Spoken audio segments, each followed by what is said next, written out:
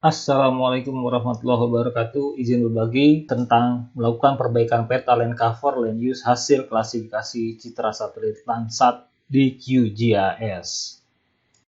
Nah, problemnya bahwa hasil klasifikasi citra satelit memerlukan proses tambahan untuk menyempurnakan hasil. Proses tambahan tersebut antara lain misalnya menghilangkan noise atau dalam kasus ini adalah memperbaiki kesalahan klasifikasi kelas tutupan lahan. Yang dimaksud di sini adalah kelas tutupan lahan water atau air menjadi fishpond. Data dan perangkat. Data yang diperlukan dalam kasus ini adalah peta tutupan lahan hasil klasifikasi citra Landsat.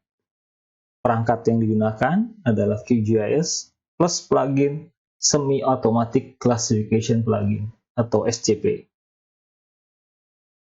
Nah, ini visualisasi problem. Jadi adalah seluruhnya yang di sini di kotak merah ini dibesarkan adalah sebetulnya tambak, tapi terklasifikasi sebagai air. Nah, ini di Google Earth di tempat yang sama. Saya klik ada beberapa foto, salah satunya bahwa ini tambak. Tambak ini memang didominasi oleh air sehingga terjadi misklasifikasi. Jadi tutupan lahannya adalah air benar, tapi land use-nya adalah fishpond. Nah, ini yang ingin diperbaiki sehingga tutupan lahan di sini, land use di sini perlu tambah satu kelas. Dari 6 kelas menjadi 7 kelas atau fishpond. Jadi sebagian water akan dirubah menjadi fishpond. Ini adalah contoh tampilan hasil klasifikasi tutupan lahan air di mana yang sebelah kiri dipertahankan tetap menjadi air karena merupakan setu, sementara sebelah kanan akan diganti menjadi tambak. Jadi langkah perbaikannya adalah pertama kita menyiapkan peta poligon vektor yang melingkupi wilayah semua area tambak di Pantura ini. Jadi saya sudah siapkan, saya lakukan digitasi manual. Ini adalah area-area tambak. Ini kurang lebih seperti ini. Jadi yang saya akan lakukan adalah bagaimana merubah digital number kelas water ini menjadi fishpond. Nah, poligon tambak ini saya beri atribut. Kalau saya buka open atribut di sini, jadi saya beri atribut, saya kasih field name-nya namanya ID. Nah, ini terdapat ada 7 poligon dan semua poligon saya kasih nilai 1. Langkah selanjutnya adalah mengkonversi data vektor poligon ini ke raster. Nah, di QGIS dapat diakses melalui raster, conversion, terus ke rasterize atau vector to raster. Nah, perlu beberapa setting di sini. Yang jelas pertama menentukan layernya. Nah, ini layernya area tambak 2020. Nah, kemudian field-nya yang akan dirubah. Field to use for burn, saya pilih ke tadi ID, ke atribut ID yang nilainya 1. Jadi nanti akan ada poligon tambak, data pixel itu yang nilai digital number-nya 1.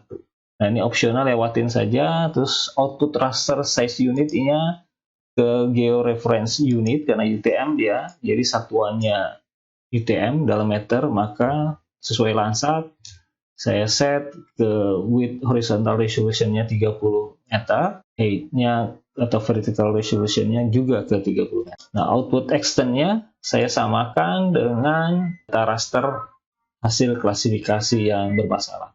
Kemudian terus scroll ke bawah. Nah, ini saya set output data type-nya ke byte. Ini rasterize, jadi isi output-nya save to file ke something, kasih nama, atau ke temporary. Kalau tidak diisi berarti temporary. Saya sudah siapkan di atas, saya coba run saja di sini. Nah, saya close. Nah, ini hasilnya seperti ini.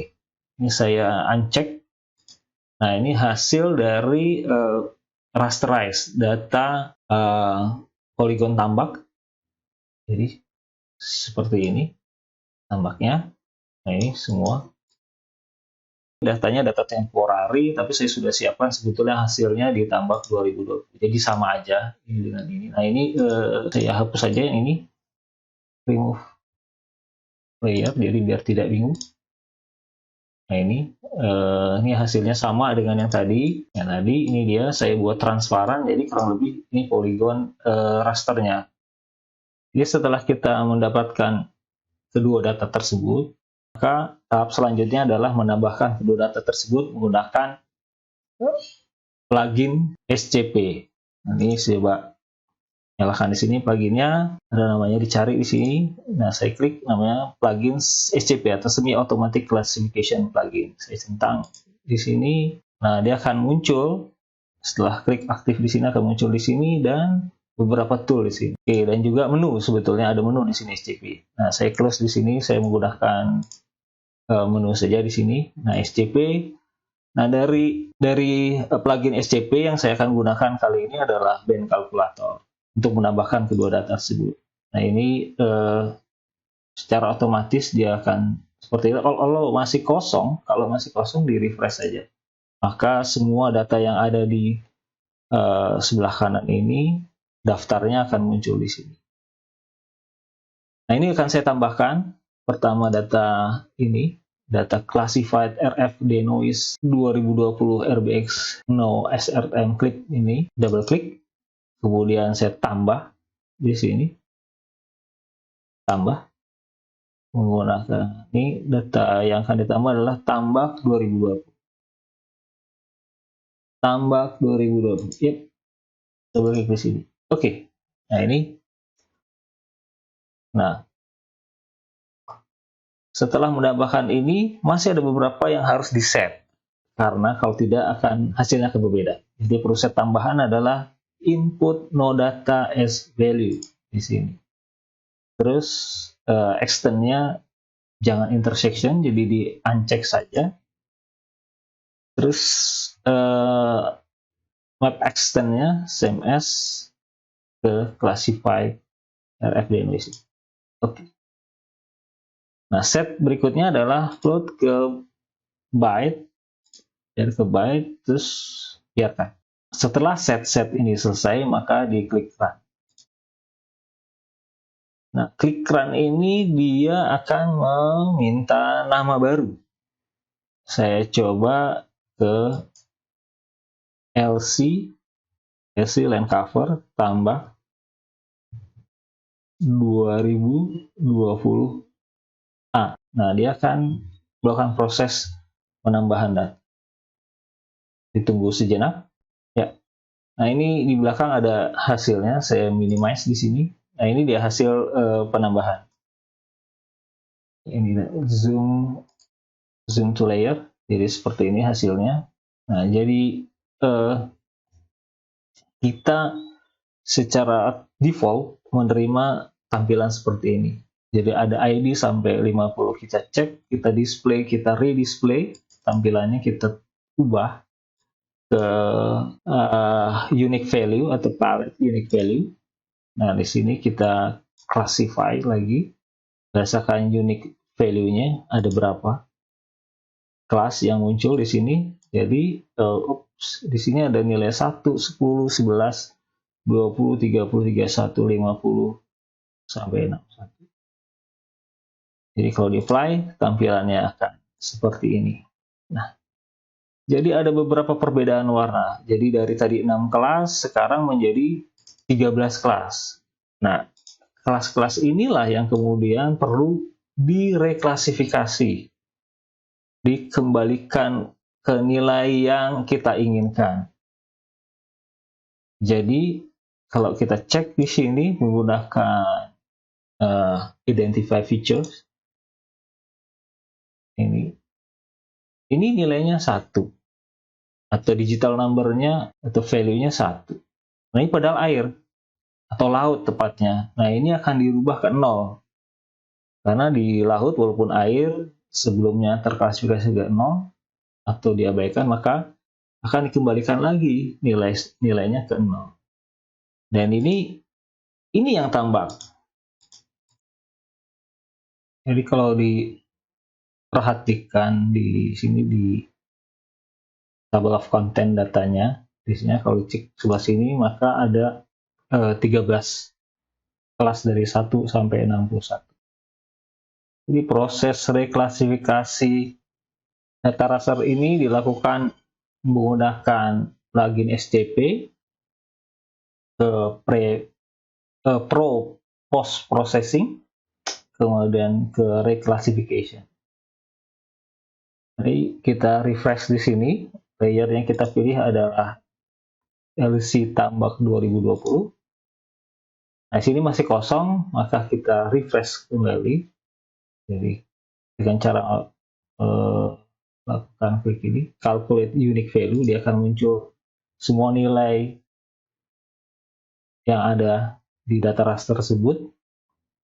Jadi old value di sebelah kiri, ini data yang ada. Kemudian new value adalah kolom dia mau menjadi apa, digital number. Nah, ini 0, dia no data, atau nah ini 1, ini adalah laut yang warna hijau cerah ini. Nah, ini kita kembalikan ke no data, jadi 0. Terus 10 tetap 10, 11 itu forest, jadi 11 itu tetap dia adalah forest, maka kita kembalikan lagi ke 10. 20 atau 21 menjadi 20, kita kembalikan lagi 31 ke 30, 40 tetap 41. Nah, ini dia yang tambah, maka kita rubah ke nilai 70, kata kita beri dia nilai yang baru menjadi 70. Nah, ini 50 tetap, 51 dikembalikan ke 50, 60 tetap, nah 61 kita balik ke 60. Jadi seperti ini. Terus run, sudah selesai, data semua terisi, di run, dan kita kasih namanya LC reclass 2020B. Dia akan muncul di bagian kanan ini. Tunggu sebentar. Ya. Saya close di sini. Nah, ini B. Jadi saya uncheck semuanya. Nah, ini B secara default akan muncul seperti ini, hitam putih dengan nilai terkecil 0 dan tertinggi 70. Tapi coba dilihat seperti apa kalau kita melakukan redisplay atau kita tata ulang tampilannya. Kita pilih rendering type-nya ke unique value, biarkan kosong, di sini di classify. Nah, nilainya dia dari 0 sampai 10, 20, 30, 40, 50, 60, 70. Nah, sudah ada nilai 70. Sekarang kita apply. Nah, karena 0 itu laut, kita bisa hilangkan saja di sini. Nah, ini.